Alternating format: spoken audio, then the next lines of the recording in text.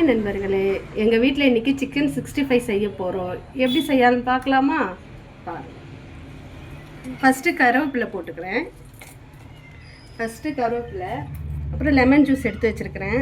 Lemon juice போடுறேன். Lemon போட்டுட்டு அரிசி மாவு கொஞ்சம் போட்டுக்கணும். அரிசி மாவு போடுறேன். அப்புறம் வந்து கார்ன்ஃப்ளவர் மாவு மிக்ஸ் பண்ணணும். கார்ன்ஃப்ளவர் மாவு போடுறேன்.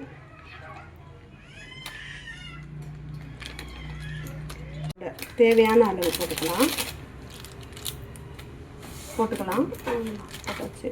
இப்போ கரம் மசாலா மிக்ஸ் பண்ணுறேன்.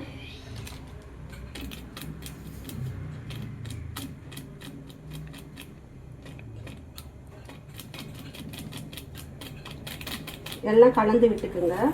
இது நல்லா கையில் நல்லா கலந்து பிசைஞ்சு விட்டுக்கலாம். முதல்ல நல்லா பிசையணும். மசாலா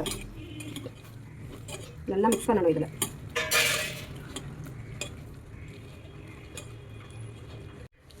நல்லா மிக்ஸ் பண்ணியாச்சு. சிக்கனை மிக்ஸ் பண்ணி 2 hours ஃப்ரிட்ஜில் கொண்டு போய் வச்சிடுறேன். கொஞ்ச நேரம் ஊறட்டும். சிக்கன் ஒரு 2 hour ஊறின உடனே அப்புறம் நம்ம பொரிச்சு எடுக்க வேண்டியது தான் சிக்கனை. அப்புறம்